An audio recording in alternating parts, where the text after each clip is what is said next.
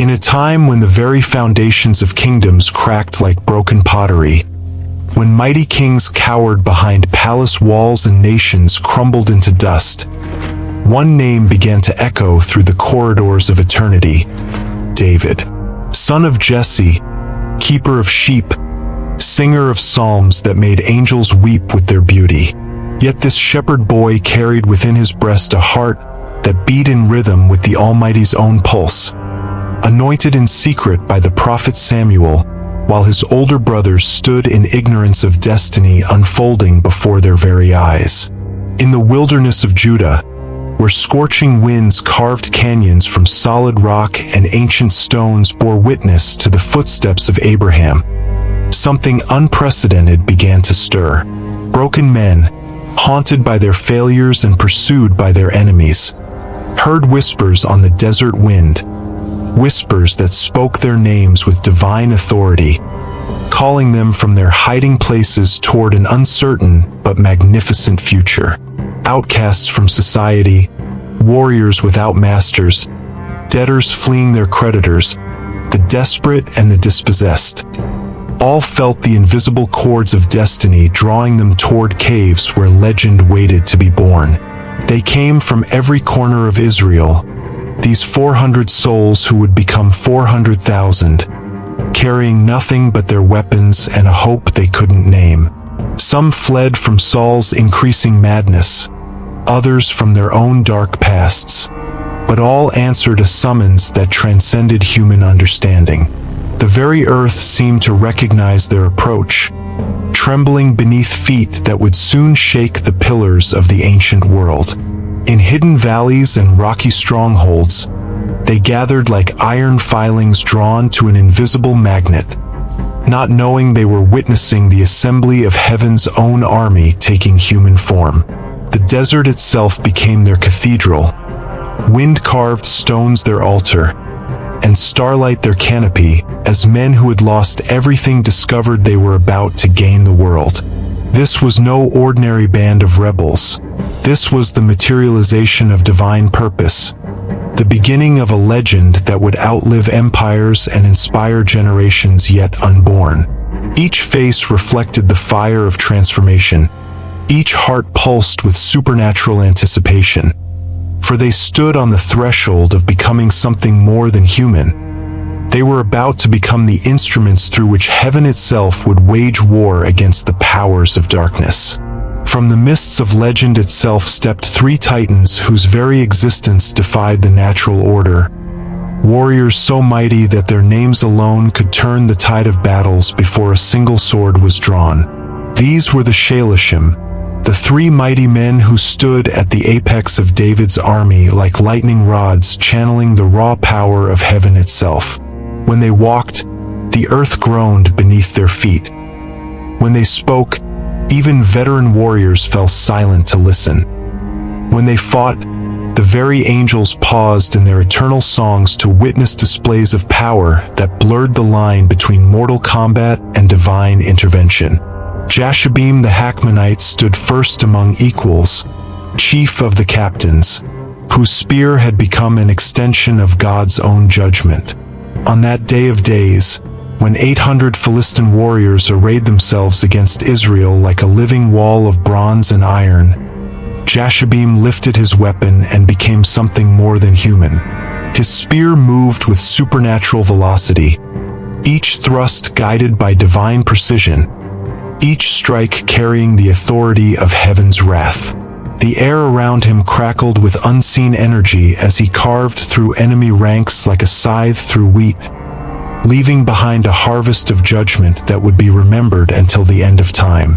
Beside him stood Eleazar, son of Dodo the Ahohite, whose legend was forged in the crucible of Padamim, where cowardice fled and courage crystallized into its purest form. While lesser men abandoned the field to Philistine raiders, Eleazar planted himself like an oak tree in the storm, his sword becoming an extension of his very soul. Through hours of continuous combat, as the sun traced its arc across the sky and shadows lengthened into evening, his blade never ceased its deadly dance. The heat of battle literally fused weapon to warrior, metal to flesh, until they became one instrument of divine vengeance. When victory finally crowned his efforts, they had to pry his fingers from the sword's hilt, for man and weapon had been welded together in the forge of supernatural warfare. The third member of this trinity of terror was Shammah, son of Agi the Hararite, whose stand in a humble lentil field transformed ordinary ground into sacred space. When Philistine plunderers descended like locusts upon the simple crop, expecting easy pickings and defenseless farmers, they encountered instead a force of nature that defied all military logic. Shammah positioned himself in the center of that field and became an immovable mountain, a living barrier between chaos and order, his presence alone sufficient to transform seasoned raiders into fleeing children. In that patch of earth where lentils grew, he proved that with heaven's backing, one man could indeed hold back the tide of darkness itself. In the sweltering heat of the cave of Adullam, where the very air shimmered with intensity and the weight of warfare pressed down upon every soul like a heavy blanket, David's heart cried out with a longing that transcended the physical realm entirely. Surrounded by enemies on every side, there camped a tiny island of light in an ocean of hostile darkness. The future king found his thoughts drifting not to victory or conquest, but to the simple, pure memories of his childhood home in Bethlehem. Oh, that someone would give me water from the well by the gate of Bethlehem. The words escaped his lips like a prayer, carrying with them all the weight of homesickness and the ache for innocence lost. This was no ordinary thirst.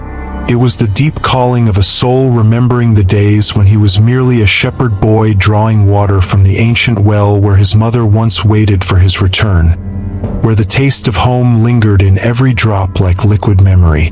But the well lay beyond enemy lines, in the very heart of Philistine-controlled territory, guarded by warriors who would show no mercy to Hebrew infiltrators discovered in their midst. It was a suicide mission wrapped in the language of impossible longing, a dream spoken aloud in a moment of vulnerable humanity that revealed the tender heart beating beneath the warrior king's bronze armor. Yet when David's words reached the ears of his three mighty men, something extraordinary ignited within their spirits like fire touching dry kindling. They did not hear impossibility, they heard only their beloved commander's need, and in that need discovered a purpose worth dying for, a mission that transformed suicide into sacrament. Jashabim, Eleazar, and Shammah exchanged glances that spoke volumes in the ancient language of warriors who had faced death together 1,000 times and found it wanting. Without a single word of planning or strategy, they slipped into the darkness like phantoms given substance, their movements guided by something far beyond human skill or military training. Through enemy camps they moved like shadows dancing with moonlight, past sentries who seemed to look right through them as if they had become invisible, across hostile ground that parted before their advance like the Red Sea before Moses' uplifted staff.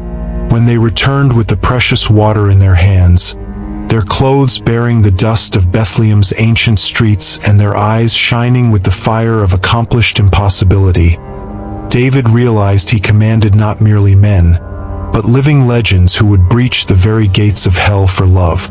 The water tasted of miracle itself, each drop a testament to loyalty beyond human comprehension, each sip a communion with the divine that flows through ordinary vessels transformed by extraordinary faith.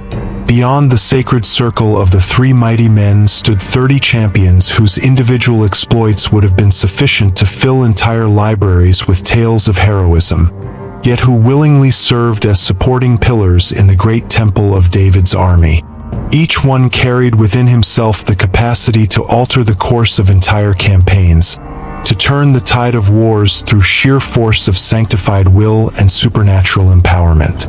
These were not merely skilled warriors. They were living legends who had transcended the boundaries of mortal limitation and touched the very hem of divinity's garment. Abishai, brother to the fierce Joab, stood among them like a pillar of controlled fury, his spear moving with such supernatural speed that it seemed to multiply in his hands, striking down foes faster than the human eye could follow.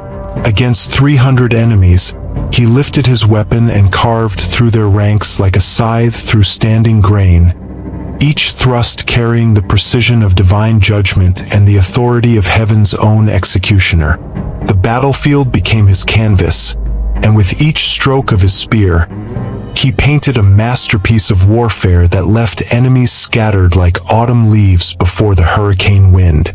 Benaiah, son of Jehoiada, transcended the boundaries of mortal capability, so completely that his exploits read like pages torn from the Chronicles of angels.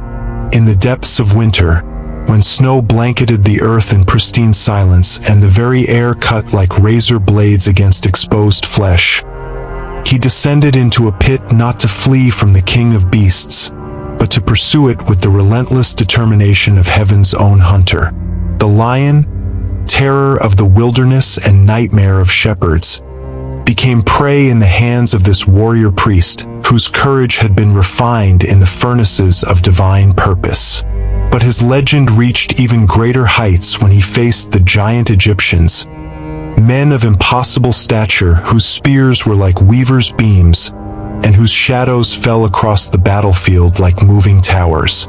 Yet before Benaiah's supernatural fury, these sons of Anak fell like children chastised by their father, their great size becoming nothing more than larger targets for divine judgment channeled through mortal flesh transformed by holy fire.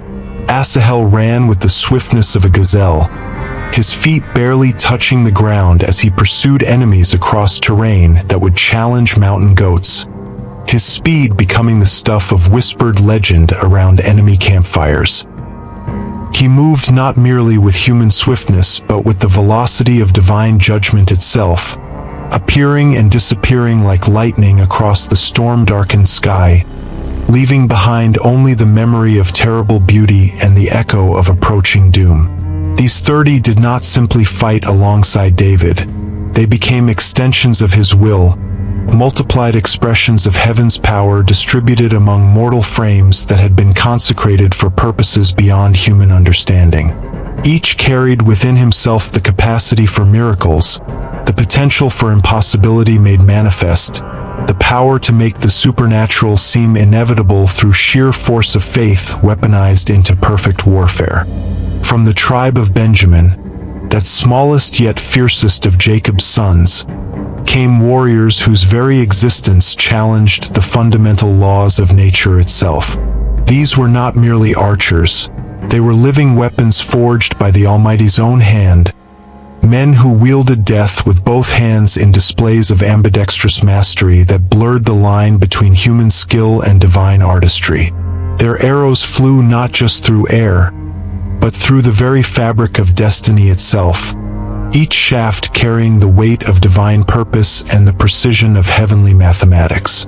Leading this brotherhood of deadly artisans stood Issachar, whose bow sang with the voice of thunder rolling across mountain peaks and whose arrows never missed their intended mark, guided as they were by invisible hands that adjusted for wind and distance with supernatural precision. In his hands, the simple wooden bow became an instrument of destiny, launching projectiles that seemed to possess their own intelligence, seeking out targets with the relentless certainty of homing birds returning to their nests. Behind him marched warriors whose ambidextrous abilities defied every principle of military training known to the ancient world.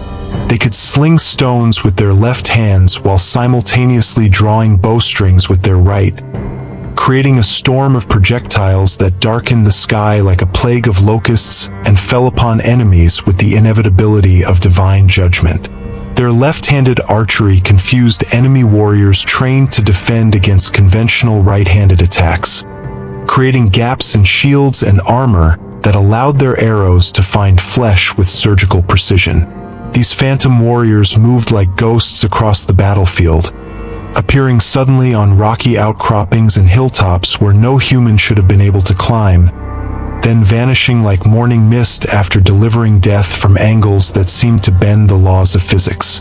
They materialized from thin air on impossible cliff faces, dropped from heights that should have shattered mortal bones yet landed with the grace of dancers and the readiness of death incarnate. They did not merely fight.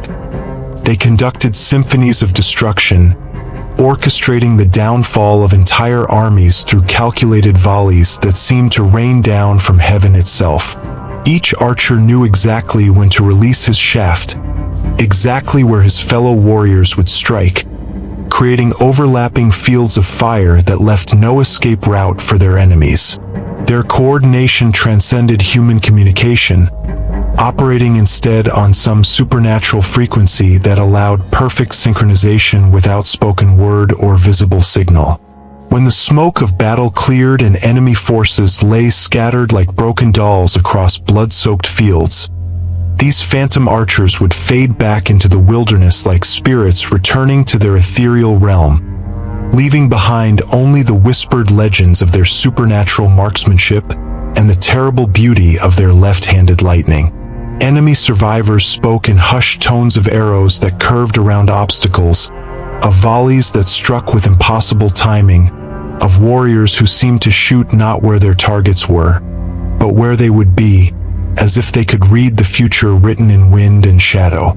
Across the treacherous waters of Jordan, when the river ran wild with spring floods and its currents raged like untamed beasts seeking to devour any who dared challenge their fury, came the Gadites, warriors whose very appearance struck terror into the hearts of their enemies, and whose prowess in battle transcended every limitation that nature had placed upon mortal flesh.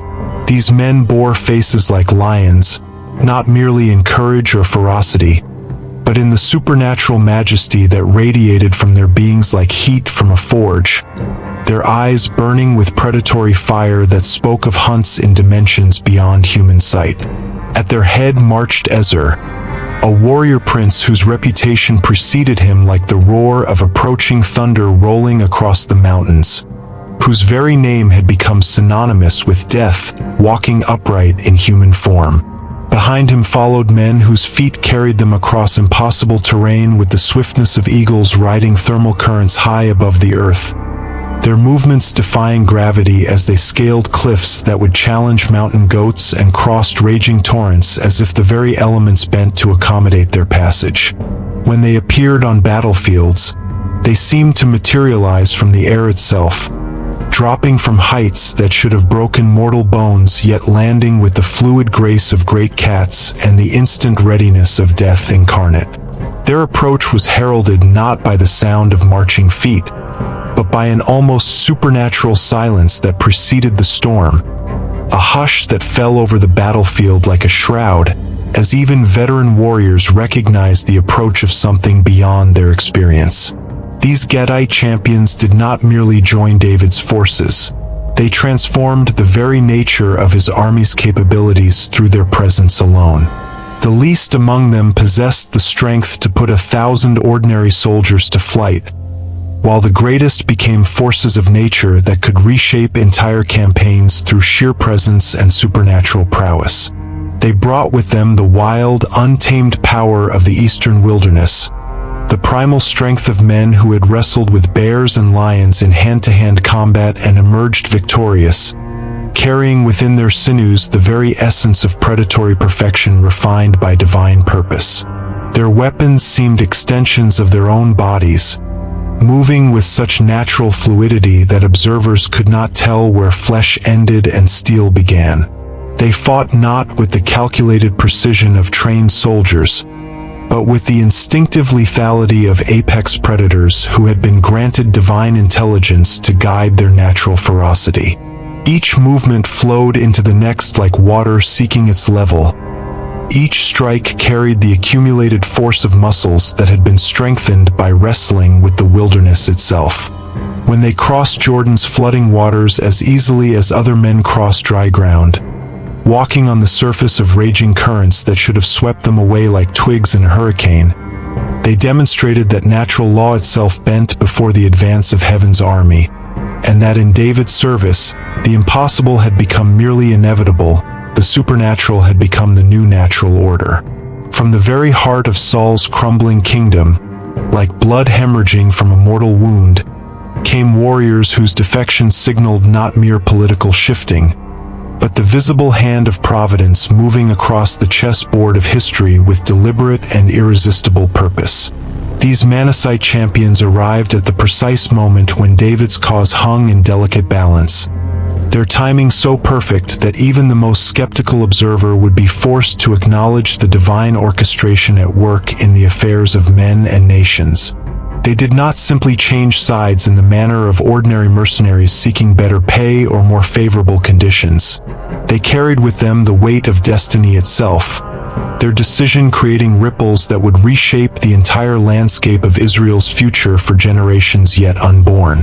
Each warrior who crossed from Saul's service to David's banner represented not just a numerical addition to the rebel army, but a validation of divine choice that could not be explained by human logic or military strategy.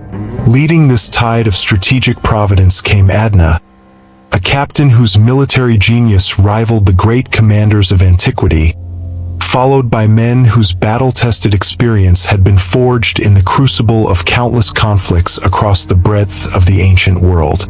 These were not untested recruits seeking glory in untried adventures, but seasoned veterans who had measured their skills against the finest warriors of the age and found themselves consistently superior, their reputations built on foundations of victory that could not be shaken by defeat. Their defection represented more than mere numerical reinforcement of David's forces.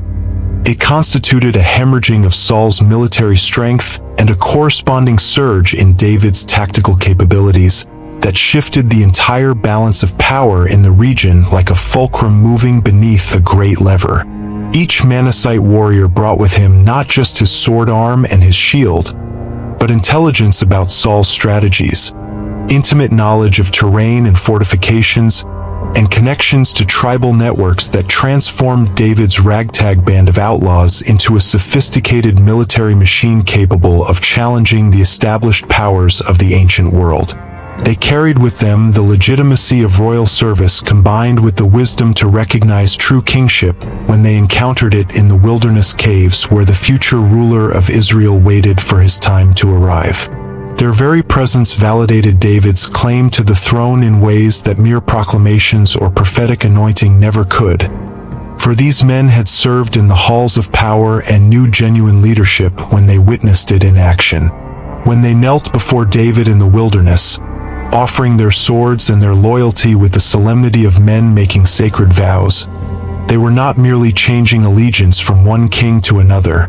They were participating in the cosmic shift that would reshape the nation and establish a kingdom that would endure for generations yet unborn, their decision echoing through the corridors of eternity itself. Among all the tribes that rallied to David's banner in those days of destiny and decision, none brought more crucial gifts than the sons of Issachar, warriors whose understanding transcended the mere physical realm of sword and shield to encompass the deeper currents of divine timing and cosmic significance that flow beneath the surface of all earthly events. These were not merely fighters trained in the art of war, but prophetic strategists who could read the signs of heaven with the same precision that master sailors read wind patterns and ocean currents. 200 chiefs of Issachar arrived at David's stronghold, but they did not come alone like individual heroes seeking personal glory. Behind each leader marched an entire household of kinsmen, all subject to their command and ready to multiply their effectiveness exponentially when the moment for decisive action finally arrived. These chiefs possessed the rare and precious gift of discernment that allowed them to perceive the intersection of divine will with historical moment, recognizing that David's rise represented far more than political revolution. It signified a fundamental realignment of spiritual authority that would echo through the corridors of eternity. They understood that timing in warfare, as in all things that matter in the cosmic scheme, remains the exclusive province of the Almighty, and that victory depends not merely on strength of arms or superiority of numbers, but on moving in perfect harmony with heaven's rhythm like dancers following music only they could hear. They possessed the supernatural ability to see beyond the immediate chaos of civil conflict to the larger pattern of God's plan unfolding across generations, recognizing the seasons of advance and retreat, the moments when attack meant triumph and when withdrawal ensured survival for future victory. Under their guidance, David's campaigns took on an almost supernatural precision that amazed both friend and foe, striking at exactly the right moment when enemy defenses were weakest, withdrawing just before overwhelming force could be brought to bear against them, appearing where enemies least expected invasion and vanishing when superior numbers approached their positions. Their counsel transformed random military actions into synchronized movements of divine will, each battle timed to perfection like notes in a celestial symphony. The men of Issachar served as David's strategic compass, pointing always toward true north in the magnetic field of divine purpose, ensuring that every campaign moved in harmony with heaven's ultimate intentions for the kingdom that was coming.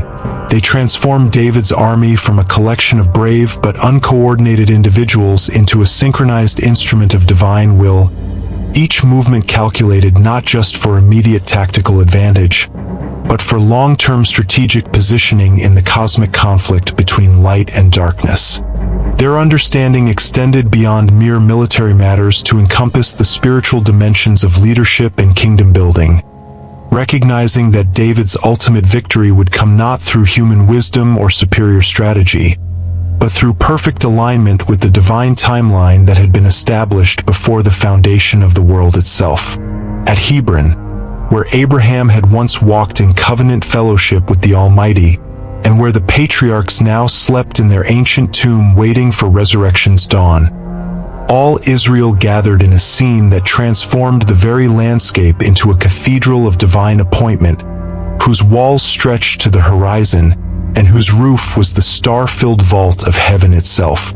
This was no ordinary political assembly conducted according to human custom and tradition. It was the moment when heaven's choice received earth's recognition, when the shepherd boy anointed in secret by Samuel's horn of oil finally claimed his destiny before the eyes of a nation that had waited generations for such a king to arise. 340,000 warriors converged on this ancient city like iron filings drawn to an invisible magnet, their numbers covering the surrounding hills like stars scattered across the night sky, each man carrying weapons of war yet coming in perfect peace, united by a common recognition of David's divine mandate that transcended tribal loyalties and ancient feuds. The sight defied human comprehension and challenged every assumption about what was possible in the realm of human organization and coordination. From Zebulun came 50,000 seasoned troops who could maintain perfect battle formation with such discipline that they moved like a single organism with 50,000 heads but one heart, their precision so complete that observers could scarcely believe they were witnessing human warriors rather than angels in human form. Naphtali sent 1,000 captains accompanied by 37,000 men bearing shields and spears, their gleaming armor catching the desert sun and reflecting it back in waves of brilliance that could be seen for miles across the wilderness, creating a river of light that flowed toward Hebron like liquid fire. Dan provided 28,600 warriors ready for battle, their reputation for ferocity in combat matched only by their unwavering loyalty to righteous causes, while Asher contributed 40,000 veterans whose scars told stories of countless conflicts survived and victories, won through divine favor and supernatural courage. Each tribe brought not just numbers, but heritage, centuries of accumulated wisdom, generations of warrior tradition, bloodlines that traced back to the very foundations of the nation itself. But this gathering transcended mere military might or political maneuvering. The very air thrummed with supernatural energy as tribes that had feuded for generations over boundaries and grazing rights laid down their grievances and united behind the man after God's own heart. Ancient prophecies found their fulfillment as the scattered fragments of Jacob's inheritance coalesced into a force that would reshape the ancient world and establish a kingdom whose influence would extend far beyond the borders of the Promised Land.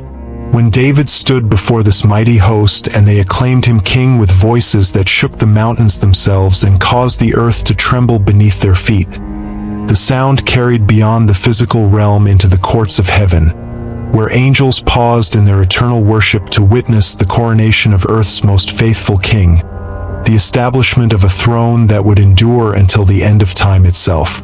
As the dust settles over Hebron like golden incense rising toward heaven, and the echoes of acclamation fade into the eternal memory of angels, the true magnitude of what has transpired begins to reveal itself like sunrise breaking over mountains that have waited millennia for this moment of divine revelation. This is not merely the assembly of a human army, impressive though the numbers may be.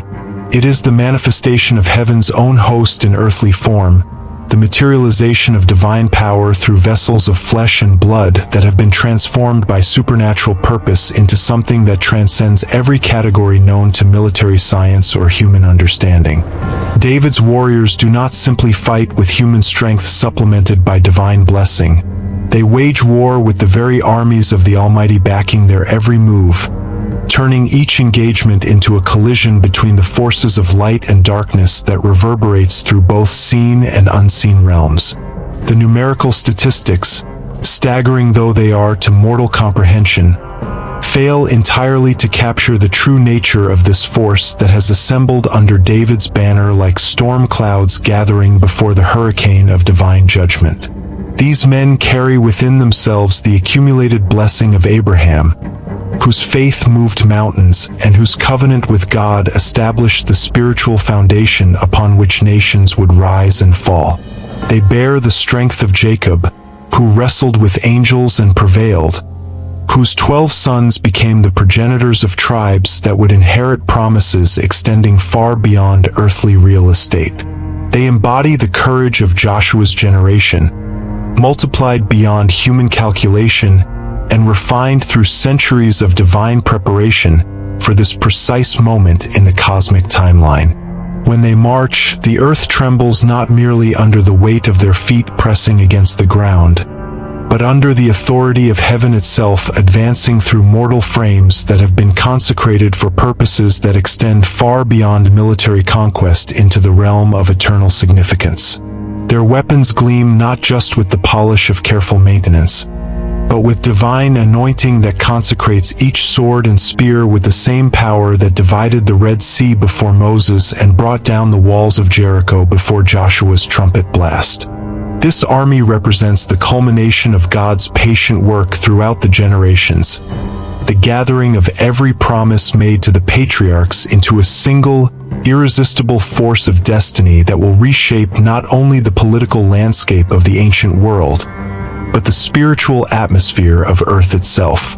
When they ride forth from Hebron with David at their head, they carry with them the collected hopes of all who have waited for the kingdom of heaven to manifest on earth, the accumulated dreams of prophets and the concentrated prayers of the righteous focused into human form and directed toward the establishment of justice in a world that has grown dark with oppression and tyranny.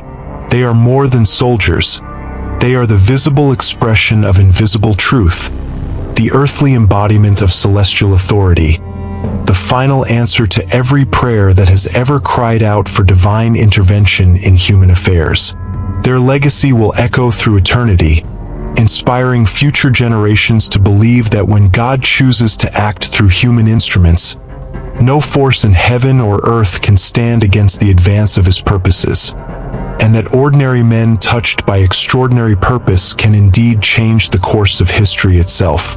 In David's great army, mortality touches divinity, and for one shining moment in the Chronicle of Ages, the host of heaven walks among men, leaving footprints in the dust that will never be erased and memories that will burn bright until the stars themselves grow cold and fall from the sky like dying embers from heaven's eternal fire.